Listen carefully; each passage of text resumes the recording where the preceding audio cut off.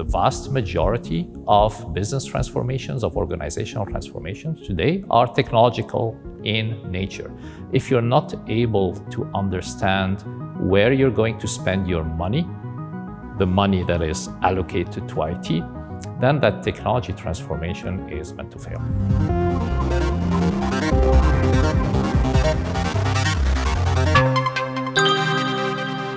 Too often, IT financial management is a black box, leaving IT and its partners unable to explain upwards how budget is deployed to strategic initiatives. Infotech data highlights that fully 68% of executives believe alignment of IT budgets with organizational objectives needs improvement. Immature ITFM practices also leave IT unable to respond with agility to changing conditions and emerging opportunities by redeploying IT budget. To thrive in this new world of exponential technologies, most organizations will need to reinvent their approach to ITFM to operate with agility and confidence. Joining me here today is Infotech's Senior Vice President of Research Development, Jack Akimian, to walk us through how we can implement adaptive ITFM practices. Jack, thanks for joining me. Thank you. Thanks for having me, Jeff. Jack, maybe, first off, what is IT financial management for those who don't know? IT financial management, as the name indicates, is the management of IT's finances. It's the management of all spend, all budgets that are expensed or that are allocated by IT. And so that includes budgeting, that includes forecasting, that includes cost allocation, cost attribution, all the way to reporting to IT, reporting to finance, and reporting to the rest of the organization. Why does ITFM matter? Why should organizations care about it versus treating it as just kind of a back office thing that happens by itself process? The vast majority of our clients treat it as a back office process that happens by itself, that is directed by somebody else, and that someone else generally resides in finance. Right. The problem with that approach is that throughout the past 40 years, most of business transformations have occurred through technology. And so the expectation from IT is to become more and more and more and more mature, right? And so to partner with the business, to partner with the organization, and also to lead the organization through its technological transformation. And so think of these as a battle, right? As they say, money is the nerve of war. You need to be able to manage your budget. You need to be able to allocate budget to the things that matter. And you need to understand where you're spending your money. And very often that transparency doesn't happen in an organization, or it happens far too late.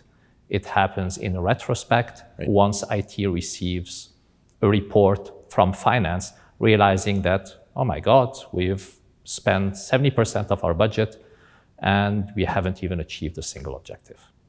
And so this is why it matters. It matters to have good data. It matters to have good budgeting practices. It matters to be able to forecast where you're spending your money. And it matters to not always be shocked by where you are in your budget at any moment in time, to be able to predict or to be able to view how much you've spent almost in real time. So aside from that shock factor, are there any other risks to either the IT department or even the mandate of the organization by taking a laissez-faire attitude here? The vast majority of our clients and the vast majority of organizations, as you might expect, take a reactive approach to IT financial management.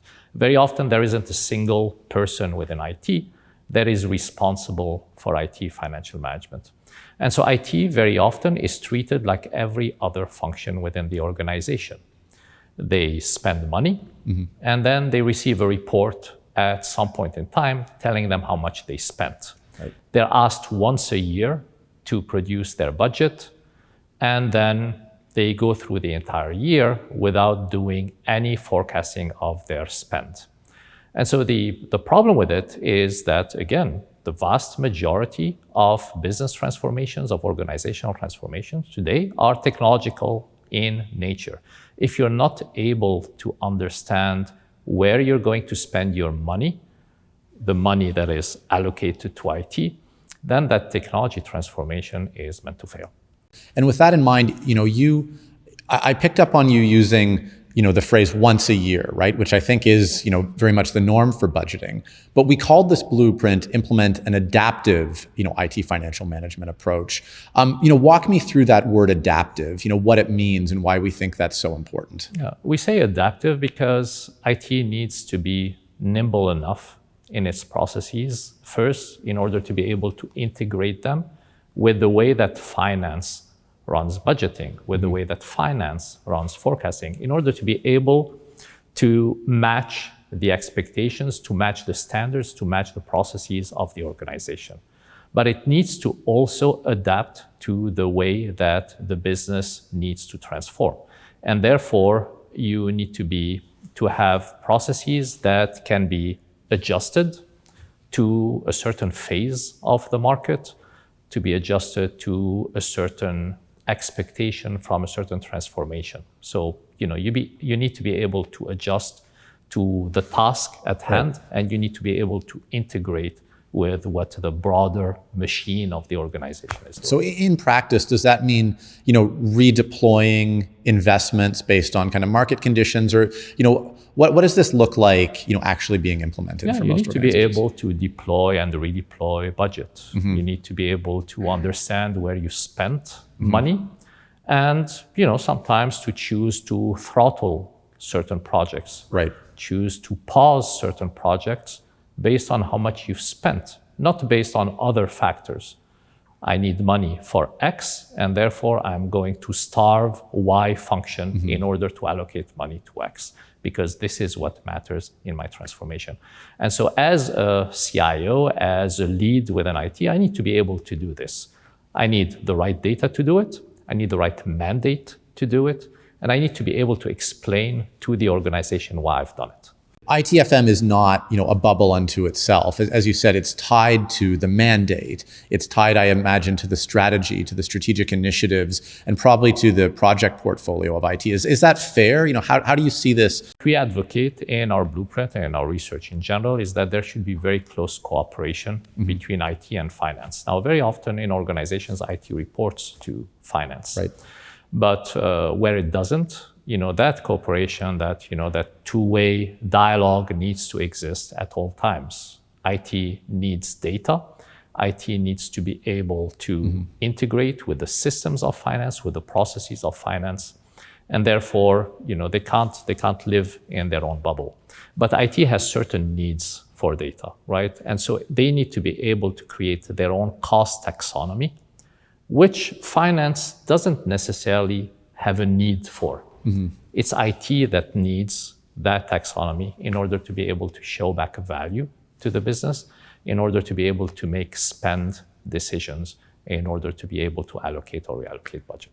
So Jack, with the multiple views, more of the IT-facing view and the business-facing view, what does it look like to have multiple lenses on IT finances, and how do we kind of conceive of that space? It's important to be able to view IT budget from different perspectives. So let's assume that your IT budget is $50 million, right?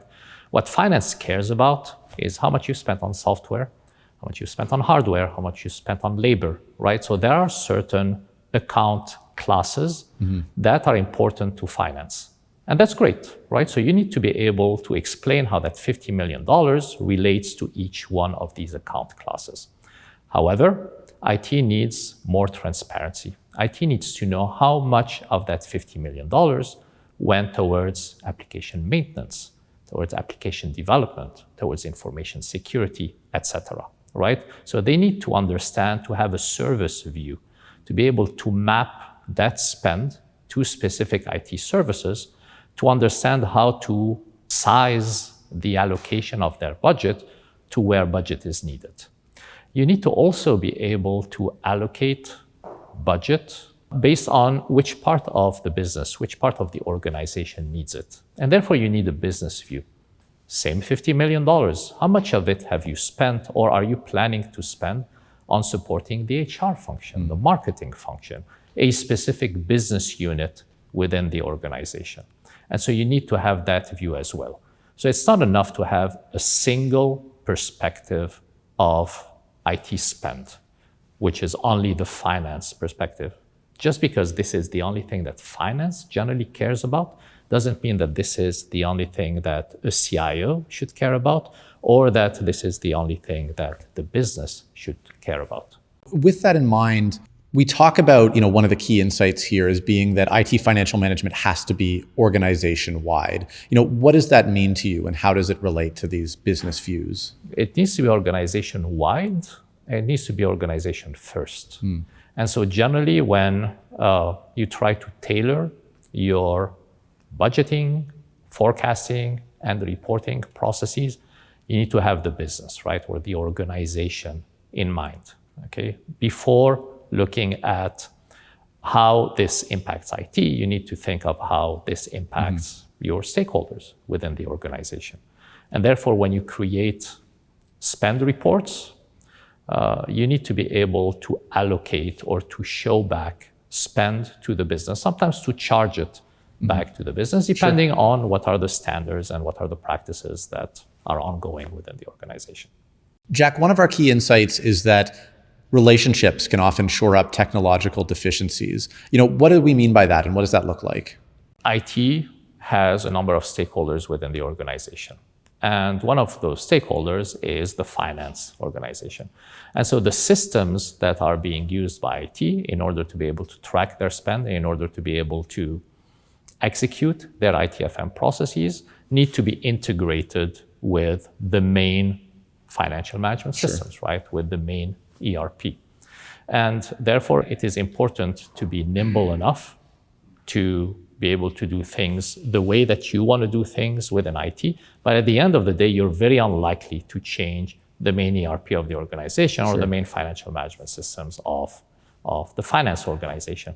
And therefore, you need to be able to convince finance that there's a specific cost taxonomy that you want to implement in the financial management system. There is a specific cost or spend tagging that you want to do in those financial management systems. Unless you're able to have that dialogue with finance, then you're not going to be able to, again, adopt an adaptive system to ITFM.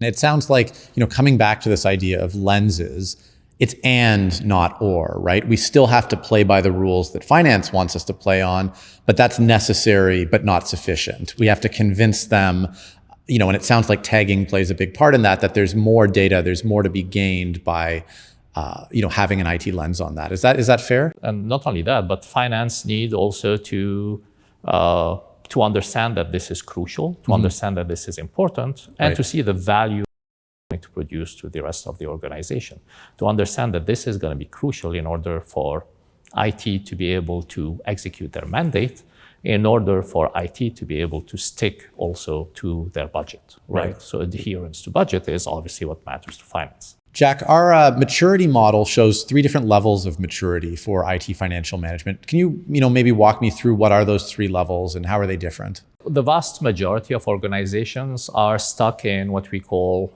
restrictive, right? The restrictive stage of ITFM maturity. This is where processes are reactive. This is where finance dictates how budgeting is going to be done, how forecasting is going to be done, dictates the process, dictates the cadence, and where IT barely looks at the spend data or its allocation past, the budgeting exercise. The second one is functional. This is where a dialogue has been established with finance, and there's some sort of consultative approach where IT consults with finance before it adapts its ITFM, its IT financial management processes, right? And then there's the exponential maturity level. This is where IT has nimble enough processes to be integrated with those of finance, but also to be able to achieve the objectives of IT.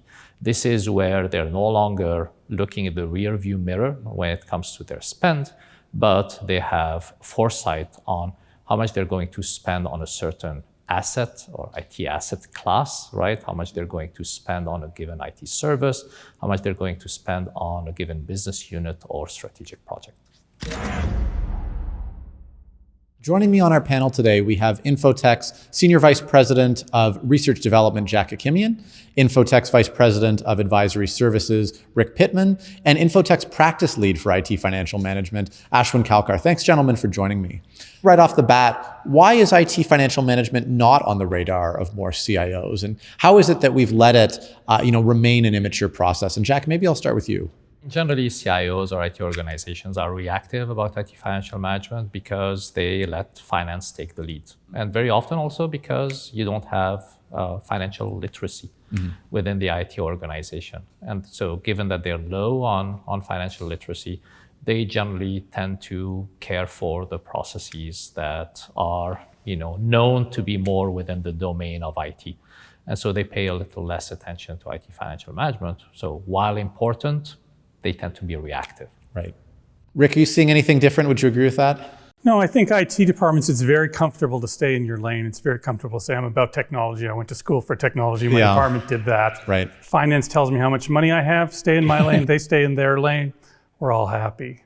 I think it's comfortable. It's not the right thing to do, but it's comfortable. Ashwin, maybe just staying on that thread, talking to Jack earlier, one of the things we were talking about was that, one of the key groups you have to convince to do ITFM is IT themselves. Why is that? And, how do we, make the case as IT that this is something we should be doing? So I think a couple of points here that would resonate with most CIOs. Number one is when we talk about finances, it's always once in a year when the budgeting cycle hits or when there's a pressure that, we need to reduce cost. That's when the CIO is reminded that, we need to be taking care of finances, because till then they were just not bothering about it. So not caring about IT finances, that's point number one. And point number two is the optimization that's required for new projects. Always they were being told that, hey, this is what I need, and hence we'll allocate some budget towards it. Now you go implement it. But now in the age of exponential IT, the expectation is that IT comes up with new initiatives, is aligning all of their spend towards the strategic objectives of the company. And considering this requirement, now CIOs are recognizing that, I need proper ITFM, or I need to be understanding how this is going on. And that's when they'll probably start thinking about it. But like Jack said, more than 80% of the CIOs are right now not thinking about it because they weren't being asked to think about it, and hence just staying in your lane again. Rick, Jack, are those the points that would be most compelling to you as a CIO about why you need to adopt this? Or, what do you see as kind of the most pressing need here? For the most part, it's very seldom that IT gets reminded that they're 10% above budget or that they have some budget left, right? And so they don't generally manage. You can't manage a function if you don't manage the money that is tied to it. Right. And you can definitely not manage an important transformation, such as the AI transformation that is unfolding right now in many organizations. You can't manage an important technological transformation without managing your budget, without managing the spend, or without being able to allocate spend from one category to another, from one project to another, from one asset to another. On that note, how beholden are IT here to the way that finance does things, right? Because we've been order takers. That's kind of the point that we're starting from. Do they need to still be taking the lead here? Can we integrate with them? What does that look like in practice? And Jack, maybe I'll stay with you. Yeah, you can't set aside the way that finance does budgeting or the way that finance does reporting, right? They have regulatory standards, they have policies that they need to follow. And so that's going to remain fixed, right? That part of the organization, the way that the entire organization is governed and the way that the entire organization is managed is unlikely to change. Mm-hmm.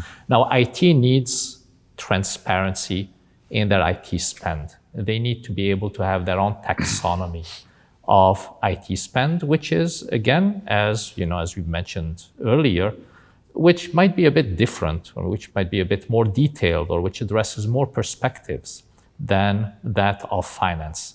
And they need to have their own nimble processes at their own cadence in order to forecast, in order to report, in order to show back, or in order to charge back expenses to the business. And therefore, they need to be able to integrate with finance's processes, but they're unlikely to change either the organization's financial management systems or the organization's processes. I don't think the mechanics of finance change. Debits on the left, credits on the right. I mean, the basic processes in big systems like SAP, et cetera. The change is there needs to be a trust built between IT and finance. We need to speak the same language. We need to be part of the business strategy, enabling the business strategy, and having that dialogue instead of finance going, IT, your spending's out of control. I need to stop you, and we're trying to get more money. That whole paradigm has to shift, right? And has shifted in places. Finance and IT are partners. The whole business and IT are partners, and we have to work together to the common goal of implementing the business strategy and being able to change when we change. Like, we have to be on the same page. Building that trust is important. Yeah, and I want to come back to that notion of trust, Rick, because one of the classic, IT battles or CIO battles is that seat at the table, right? How do I be taken seriously as kind of a business leader and business partner? Do you see this as a viable path to get there for CIOs? Most of the larger organizations have secured the CIO's seat at the table, but I still think a lot of the medium-scale organizations have that CIO reporting to the CFO dynamic.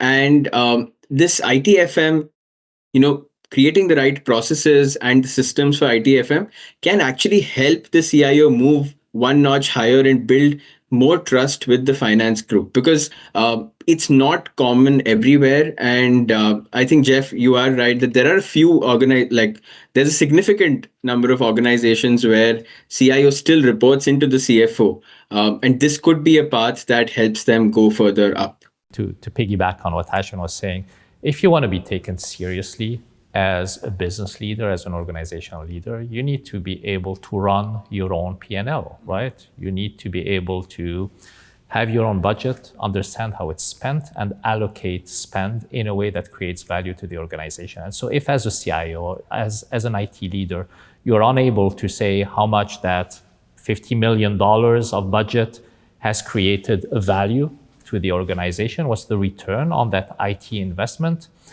then you're not going to have a seat at the table, right? You're going to be taken less seriously than those functions that are able to make the parallel between what they spend and what value they generate. I wanted to ask each of you, if you're in a position where your IT financial management is quite immature, what's step one toward maturing it? What's going to, where are you going to start? What's going to give you the most bang for your buck? Ashwin, maybe I'll start with you. I think the very first step is doing an assessment of where your current ITFM practices are. And it's on that spectrum that Jack had mentioned about earlier, which is, are you restrictive or are you functional or are you actually transformational and in the direction of exponential IT? Because once you have a very good sense of where you are across those 9 metrics that we've laid out, you will know exactly where you would want to start with in terms of figuring out the processes that need to be set up or which are the areas you want to focus on first. So doing that assessment is the right first step. Yeah. As Ashwin was saying, obviously, you need to move from one maturity level to another maturity level, and probably not in every direction, not in the same way, right? Because you've got your processes, you've got your systems, you've got your competencies, you've got a number of things, right, that need to evolve, right? This is how you move from one maturity level to another. But I think that the most important thing that you need to realize, first of all, is, okay, what is the data that I need in order to be able to make decisions, in order to be able to compare myself to my peers, okay? So understanding, again, what is your IT cost taxonomy and how you're going to adopt that IT cost taxonomy is what's crucial. And for the majority of organizations, they don't have an ITFM taxonomy, except for the taxonomy that is enforced or that comes from the finance organization. Right. Labor, software, hardware, facilities, 5 or 6 categories, and that is pretty much it. And so understanding what you need in terms of data points is crucial. And in my sense, this is really at the very core of transformation. Right. I have a little different view. I think you need a compelling view of the future. This is where we are today. This is what we could be. This is what IT could be and how we could contribute to our business. And to get there, we need to do the following things. You need to get finance on side. You need to get the other business units on side. That's the first step for me. So you're starting with the sales pitch. Yeah, and you need a vision to start with the sales pitch, absolutely. Absolutely. Why the status quo isn't going to make your company successful. Ashwin, you talked earlier about, now being the time for, ITFM. And I wonder if you could expand on that. Why now? Why is now more important than, 5 years ago or 10 years ago? In the modern history of technology, hasn't this always been, important? It has always been important, but at least we have the benefit of hindsight right now, which is we've seen how there was computerization, and then now we are at the stage of autonomization, right? So if we look back, we've seen IT following orders and not taking their finances seriously. There are a few organizations that have actually done that and done really well. So it only makes sense to learn from the best in class and take that learning and apply it to your own organizations. And right now, when we think about the kind of transformation that's going on in technology, be it AI, cloud computing, even Internet of Things, even though it has been there for a while, it's going a lot more. It's growing a lot more because of AI. So with this kind of transformation going on around the world, every single CIO needs to be thinking of how to implement these technologies for themselves, and they can't do that without a significant amount of investment. How do you get that investment? Unless you understand how your finances are working and you can justify the kind of return you will get from doing this investment, you cannot be asking for this money. Hence, now, with all of these technologies that can benefit the organization multifold, it's time to learn about ITFM, implement the right kind of systems, create that transparency and show value to eventually benefit the organization. And I feel this can even lead the CIO to the path of being the COO or CEO one day. That's why it's really important. Right. Anything to add or? Yeah, I mean, as Ashwin was saying, the time is now, right? These exponential technologies, take generative AI, for instance, have created so much demand for technological transformation, more use cases, faster rollouts, right? That the pressure is on right now, the IT organization to be able to deliver. And again, if you're not able to manage that pot of money that you have in order to deliver on those expectations, then you're going to fail in an exponential IT model. And so this is what we're saying. This is why we've introduced that blueprint. It's in order to be able to respond to a faster pace, in order to be able to respond to a much larger demand for technological transformation and technological initiatives. Right. Yeah, I mean, I started my career in IT in the 80s, and it was relatively static. But every year after that, we heard the pace of change has never been faster than 1989, then 1990, then 2000, then on to 2024. So it's continued to accelerate. And so I think the time was long ago, but the time is more important now. The importance of being adaptable is more important as this change continues to accelerate. And I do think Ashwin's right that Gen AI and AI generally is sort of the next step that's driving us. So it's always been important, but it's more important now. We need to be able to change quicker now, and we need to be able to keep up now, and technology is a bigger part of the business now. So now's the best time ever. And next year will be a great time. And the time after that. Right. Reminds me of the paradigm of, the best time to plant a tree was 20 years ago. The second best time is right now, right? Organizations should have already done it, but if they haven't, now's the time. Ashwin, when I think about ITFM, I think for a lot of, especially larger organizations, there can be a belief that if you want to, mature your ITFM practice, the right way to do that is to bring in an external consultant and, spend, $1 million or more dollars to, have a long-term initiative that's going to do that. Is that what you're hearing as well? And, is that the right approach, or is there a more effective approach for organizations? Okay. So I think there are two approaches. One is if you have a lot of money, sure, you can hire them.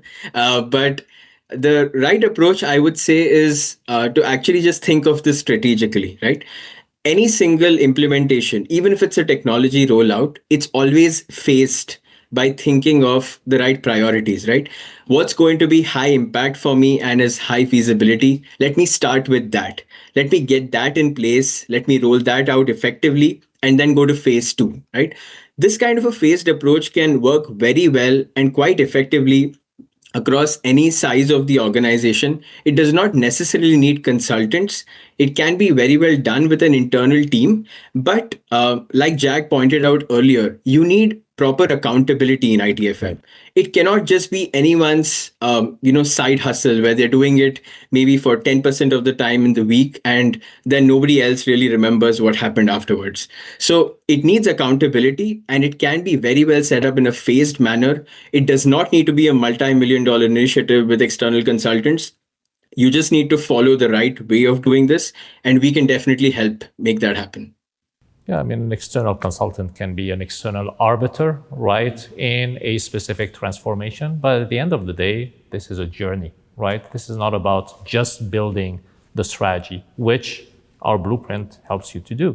But our blueprints also help you to manage a transformation, such as an ITFM transformation going forward. And so it makes little sense to bring in a third party to inject knowledge into a certain system and expect that system to succeed in its transformation. The transformation needs to come from within. And therefore, you're better off doing it yourself, getting buy-in early on, collaborating and liaising with the business, with finance, with your stakeholders, in order to reach a final state of ITFM design, which generates consensus within the organization. You're not outsourcing consensus, right, to a consulting organization. It's not going to happen. So I disagree a little bit. I think you have to evaluate what your internal capability is. If you have very little experience in this field, and you go, well, we're going to learn ITFM and we're going to implement it off the side of our desk, I think that's a bad approach. I agree with what Ashwin said. You need to carve people out to work on these things, not just make it part of their duty. But I think consultants can play a real acceleration role for you. You can't make them do it for you.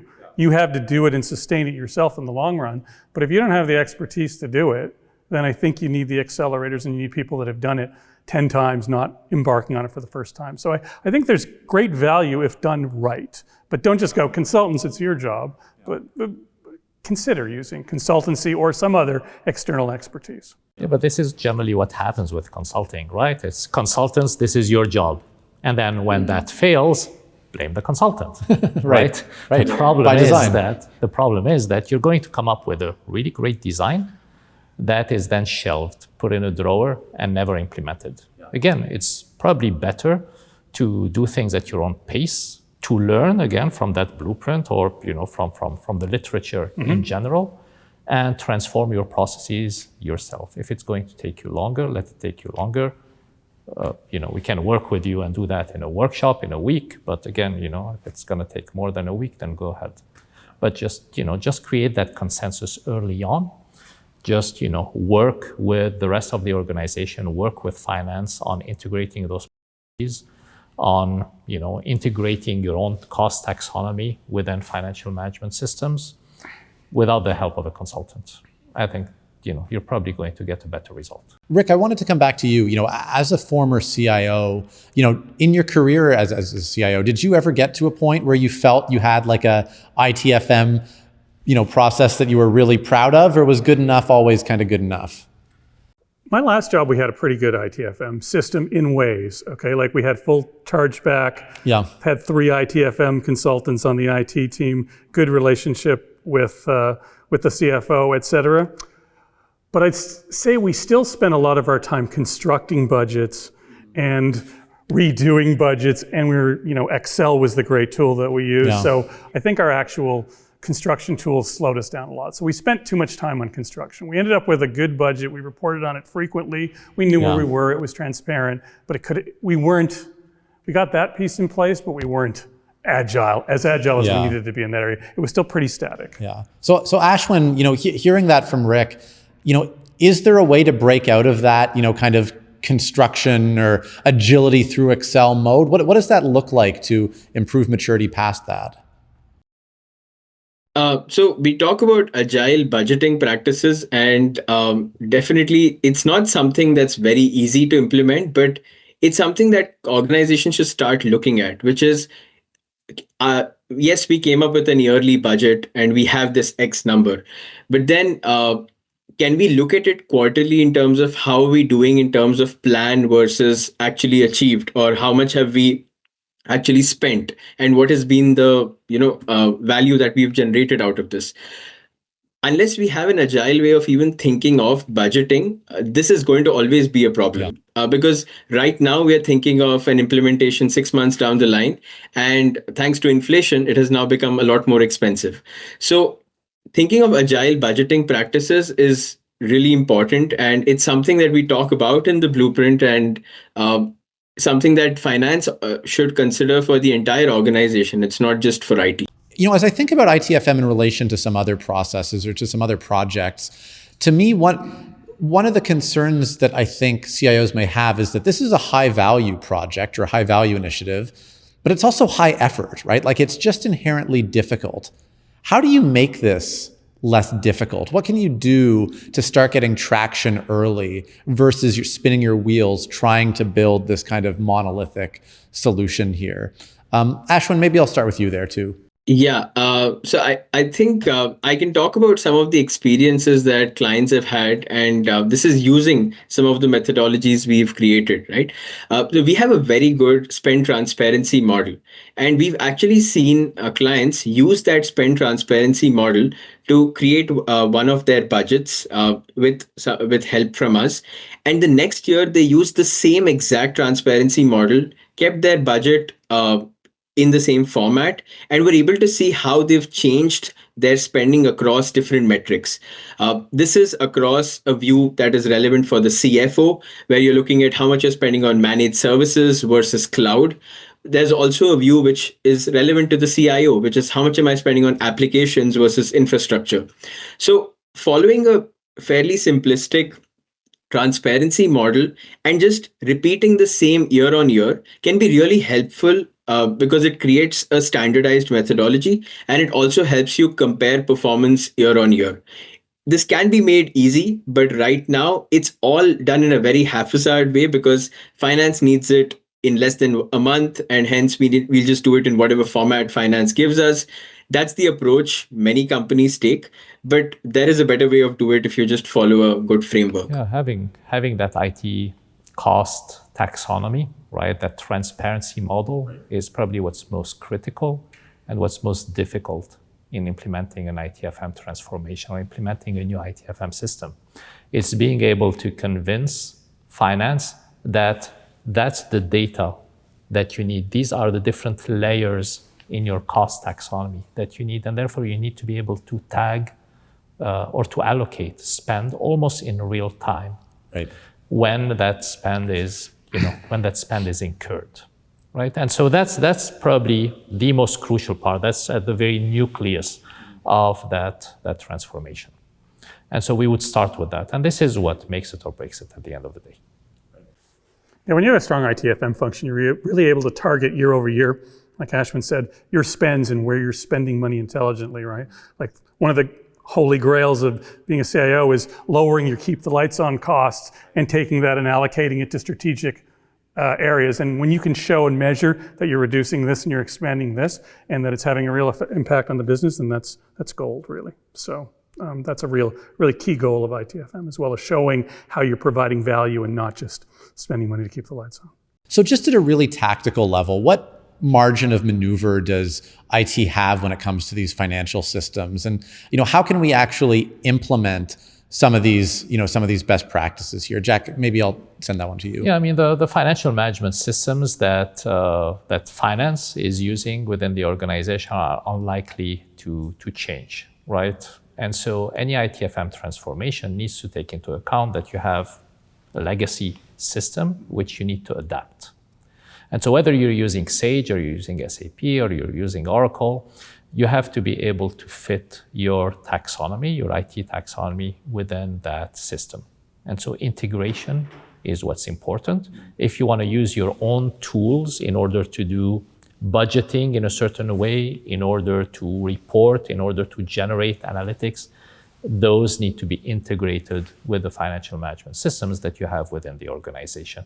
I think there's very little margin of maneuver over here. This is why this is such a high trust exercise with finance. This is why that two-way dialogue is important, and this is why that collaboration needs to happen on a day-to-day basis.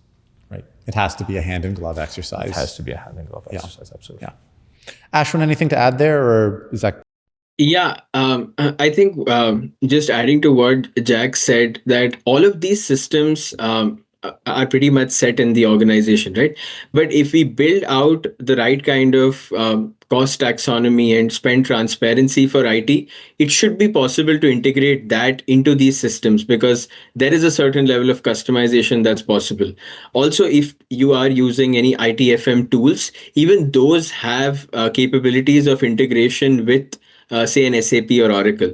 So it's all doable. It's just going to take will and the right kind of motivation to make it happen, to make the integration happen. Sorry. Gentlemen, this has been really insightful. I appreciate the time and all of your great insights. Thank you very much. Thanks. Thank you. So Jack, maybe you can walk me through, the methodology that we've got here in this blueprint to help people move from, restrictive ITFM all the way up, to ideally exponential. What are the phases, and what does that look like? As you might expect, first of all, there's a maturity assessment, right? So trying to understand where you are today. So we look at different capabilities, and we try to understand what is the maturity of your current ITFM, right? Your IT financial management system. The second step is to set your objectives. The third step is to be able to design your ITFM system to fulfill those objectives, and also to map the core processes that you're going to use within IT. And that includes also adopting a certain IT cost taxonomy. And then the fourth one is to get buy-in. Right? And you need buy-in from the organization and your main stakeholders, which are the person that you're reporting to and the finance organization. What are some of the deliverables that we get through this methodology? The first one is a maturity assessment, right? So you're able to assess what is the maturity of your current ITFM system, of your current ITFM capabilities, and set the objectives that you want to follow. And then you've got kind of a design workbook where you can map your ITFM processes, and you've got exemplars, right? You have examples that are available within that workbook. And finally, you've got a presentation. And through that presentation, so it is filled, it's populated, you're able to communicate to the rest of the organization, to your main stakeholders, who are the person that you report to and the finance organization. You're able to communicate what your ITFM system is going to look like and why you made the choices that you made. So for organizations that are looking to go through this process, how long does that typically take, and how much can you get done in kind of a concentrated week of effort? You can do that in a week, right? And so we offer the development, the preparation of those deliverables within a 1-week workshop. But it really depends on the size of the organization. It depends on the availability of different stakeholders. So within a week, I would say you're able to do the entire thing. Or again, if you're a massive organization with complex processes and you have difficulty getting the right people at the table, you might be able to map some processes, but not map all of them. But that's pretty much it, right? Because there's budgeting, there's forecasting, there's cost attribution, there's cost allocation, there's reporting, etc. One of the pieces that we talked about earlier was, the importance of having someone dedicated within the IT group to IT financial management. Is having a dedicated headcount a prerequisite to doing this? And if so, do organizations typically take someone existing? Do they, get a new headcount? What does that typically look like in practice? It's not a prerequisite to being able to design your ITFM system, to be able to design your strategy to improve your ITFM capabilities. But I can tell you that having a dedicated person who's accountable for these ITFM processes, who's the main point of contact with the finance organization, is crucial if you want to achieve that exponential level of maturity. And so yes, having an ITFM lead is hugely hugely valuable to an organization. Now, should that ITFM lead be the CIO? Well, the CIO is ultimately accountable for everything that goes on within the IT organization. But having one person, an ITFM lead who reports to the CIO, responsible for that ITFM transformation and the operation of those different processes, I think is hugely valuable. It's one of the main insights of that blueprint. You need an ITFM lead. Based on our experience, is that something that's typically a difficult battle to have with finance, or because, it's kind of speaking their language, is it something that they see the value of? It is generally a difficult battle to have with IT, because it's very important initially, right, to get IT to understand how important it is to have one person responsible for IT financial management within the organization. One person that's going to manage your money. I mean, if you're an individual, you can understand how it's important to you, and if you're an organization, then obviously you can extrapolate from there. Right. So having an ITFM lead is a discussion that needs to happen with an IT organization. They need to understand what's the value of having nimble ITFM capabilities and to have extremely clean and almost real-time data. Once that realization occurs within IT, then the battle is with the rest of the organization to accept that you have an ITFM lead and that those ITFM practices are practiced within IT. And it sounds like for this role to be effective, this is not just an analyst who's compiling data. It's someone who actually has authority to be able to make decisions. Yeah, it's someone who's influential within the organization, right? Yeah. With a certain level of influence. So it's generally a direct report of the CIO. Right. Yeah. That makes sense. A week really gets us off on the right foot and can help us build some of these processes to actually increase our maturity and build these relationships and that trust with finance. How long does that typically take? I mean, it's not something that happens from one day to the next, right? It's a journey. It's a process, right? And so it's going to take time to get the level of trust that is needed between IT and finance to be able to execute those processes, to be able to adopt that cost taxonomy that IT needs. But eventually it's going to happen once they see the value and once the rest of the organization sees the value. And so it takes maybe a week to be able to strategize, to map your processes, to build a communication deck to put in front of the organization. But then after that, it might take several months for those processes to be institutionalized and for, these different practices to be in operation between the different parts of the organization. Jack, thanks so much for your insights today. We really appreciate having you. Thank you very much for having me. I really appreciate this conversation. And again, ITFM is extremely important, and I really hope that our members can take advantage of that blueprint. Wonderful. And for everyone who does want to take advantage of that blueprint, check out the entire piece for how to implement adaptive IT financial management at infotech.com.